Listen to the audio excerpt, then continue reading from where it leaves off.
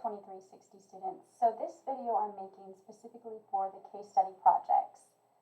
So the first thing I wanted you to notice is when you get into class, you'll see that I'm under Module 1 Getting Started. So I want you to go through and look at the case study project, and I'm going to kind of help you navigate where to go. So the first thing you're going to do is click on Content. Then you're going to click on Module 1 Getting Started. Now, you will see this is actually going to be under Lesson 1.2, and it'll say Case Study Project, which will take you to where I was just at.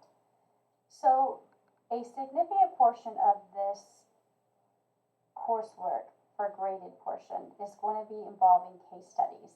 So what you're going to do is you're going to pick a child, and some of you have already communicated with me of which child you'd like to pick. You're going to pick a child, and you will use that child the entire time. Now, these case studies are made from working with children, so you will get to see all different types of age levels as well as different types of special needs. So what you're going to do is you're going to do 4 projects with this child in this case study. So the first one you're going to complete this module is the disability PowerPoint. So this is where you're going to do a PowerPoint on a specific disability that that case study child has.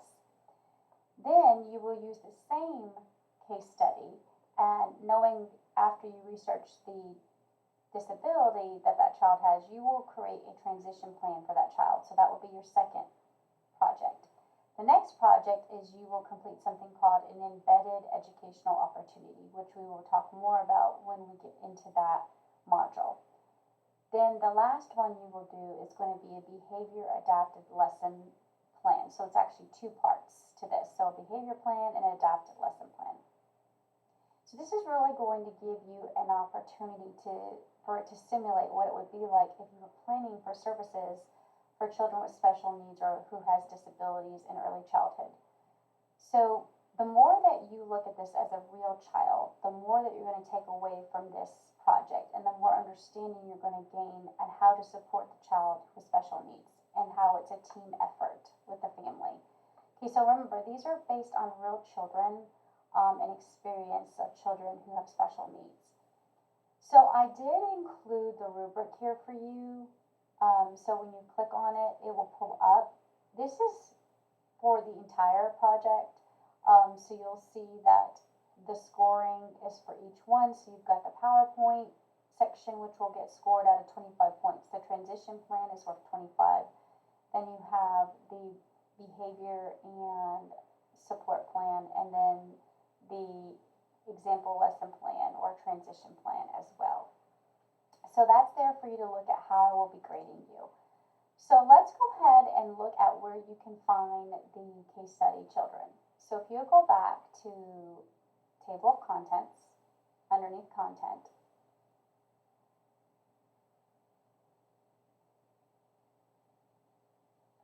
you're going to see underneath Module 2 Case Studies. So what you're going to do is you're going to click on the different case study children. So we've got Clayton, Tiffany, Maria, Joey, Johnny, Lily. Everyone's going to pick one person that they would like to choose, and you will keep the same case study child the entire time for each of the projects that we do. So let's just click on Clayton for an example. When we click on Clayton, we see he's a 3-year-old, okay? And this gives you a little background into Clayton. Okay, he has Down syndrome, but he also has congenital heart anomaly.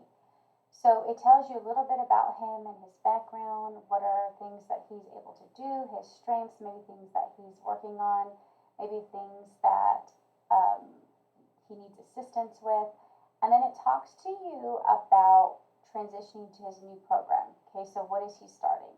Okay, so if we look here, he has been receiving early intervention services through his home and weekly visits. Okay, so this is by his pediatric therapy center.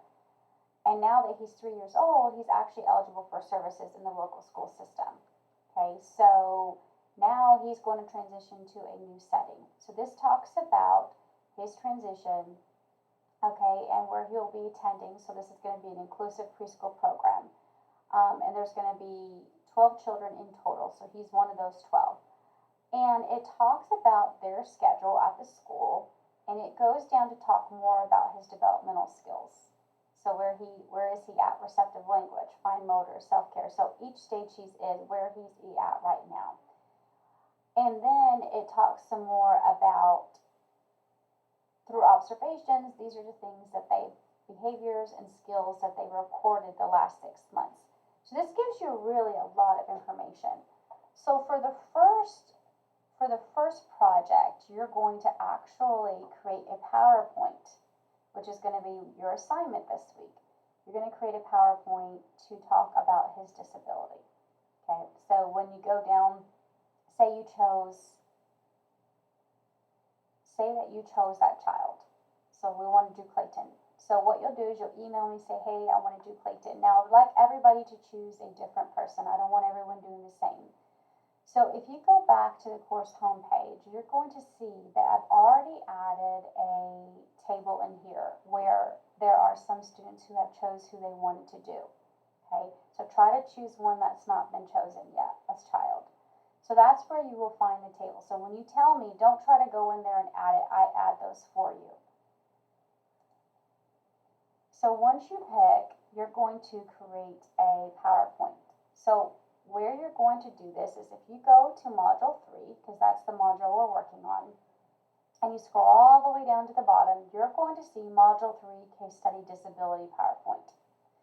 So when you click on that, it's going to take you to this page. So this is where you're beginning to start the case study project. So this is the first one you will be doing. So this is going to be researching on his disability. Okay, now if you chose a different child and other than Clayton, then you will pick something else. But whatever child you pick, you're going to research their disability. And then you're going to make sure that in your PowerPoint, you are including this information. Okay, so remember, pretend someone didn't know anything about this child's disability. You want to be informed of their condition and the child and how their special needs and how you can support them and how that will impact the child in that setting. Because now, like for Clayton example, it's going to the inclusion preschool. So we need to support them. So what you're going to do is really gain a deep understanding of this child's disability. That way it's going to help you in your further projects with your child. So one of the things that I want to first start off is you're going to really just define the disability category. So what you'll have to do with the first place you're going to do research is going to the Tennessee State Department of Education of Special Education Eligibility. And there I want you to look at the child's disability and find it and locate it. And that's some information that you would be including in this PowerPoint. The next place you can go to is the Earlier Intervention System. This is also another good resource for you to find information about the child's disability. I also want you to look at assessment, okay? If a child has a certain disability, like Clayton did, how do they assess someone who has Down syndrome? Or if they chose someone who is on the autism spectrum, how do they determine if the child qualifies under disability and receive services? So you're going to have to talk about that. That's why we say a great place to start is Tennessee State Department of Education underneath Special Education Eligibility. This is going to give you so much information. So you will have to put that in as one of the slides. The other is, what is the cause or prevalence of the disability? So that just means, like, is it something that happens as the mother's pregnant? Is this just something hereditary? So what causes this disability? The next thing you're going to look at is the characteristics of disability. So what's going to happen to them as this child grows, right? So what's the lifespan look like from the time that they're infant into adulthood? And I really want you to make sure you're focused on where the child's age is as of now, right? So with Clayton, I think it said he was 38 months. So then what is their characteristics during this time? And also, you know, the case study gives you some information there as well. But make sure that you look across the lifespan, but you're focusing specifically on their age level now. And then I want you to also include what are their educational considerations when we're putting them in these early childhood environments, right? So when I'm saying educational considerations, I'm talking about what's the methods and strategies you use when you're instructing the child. Okay, do you have to make any modifications or accommodations? Then we look at the environment itself, the classroom. Do they have a lot of physical changes? We have to look at transitions, schedule changes. What kind of access and tools will you need? Will you have the class set up where the child can move around depending on what their needs are? And then we look at social supports, right? So what can we make sure we're doing in the classroom to support that child who has, say, like Clayton Down syndrome? How can we make sure they're part of the group socially? Because remember, that's one of those developmental milestones, and that's another way we support them, not only in their education, but we also look at those other factors. What can be done to encourage that little Clayton is interacting with his peers, right, and is accepted into the group? So what supports are in place there in the environment in the classroom? Then another slide I want us to is what kind of supports are there and resources available for parents who have children, maybe like Clayton who has Down syndrome. So what kind of groups are there to help the parents? I want you to talk about all the ones that you can find. And now remember, if you are to research about something and you use other people's information, you have to cite these sources. So that means that you need to cite them, have a reference list, so that's going to be your last slide, and it's going to be APA style. I want you to use at least 4 resources, okay? So if you are unfamiliar with what APA formatting is, there's a video. I also have a place you can go. You can go to the library. And it will give you information as well. So just make sure that you are thinking about citing these sources. And then another good source to use when you're talking about APA citation is actually called Purdue OWL Lab, Purdue OWL, and that is an amazing resource for you on how to cite sources. Also, I included some information about what kind of formatting I expect you to have in these PowerPoints. So remember, the first slide has to have the name. This is not a group project. This is an individual project. You do not work with any group members. You also need to make sure that the font is where it can read it. You have appropriate headings, and make sure that your font is accessible to all. Make sure you're not using a lot of distracting colors. Remember, at least 4 slides must have images in them, okay? So we also need to make sure when we're talking about images, this could be a graph or chart, and they should be appropriate and related to the content you're talking about. And just make sure it kind of flows, and how it flows well is going down the list of what we're talking about. And then make sure that you check for spelling mistakes, those sorts of things. I want you to consider accessibility. I put a video here that just talks a little bit about what that means when we're saying accessibility, that everybody is able to access your PowerPoint and read it, and it makes sense. And everyone can read it, and it's accessible to everyone and every person. And then I will grade it. Okay, so remember when it's due. So it actually will be due on the 24th. So one of the places you could go to make sure you look and see when things are due is if you go to content and you click on module 1, getting started, you are going to scroll down to lesson 1-2, and you're going to see class schedule and time expectations. You click on it, there is a link here called class schedule. You're going to see here is when things are due. So right now we're working in module 3. It opened today, and it will close on September 24th. So you'll see what you have to read, what your lessons are that you're going to be completing inside Tennessee campus, and then you'll have your module 3 quiz.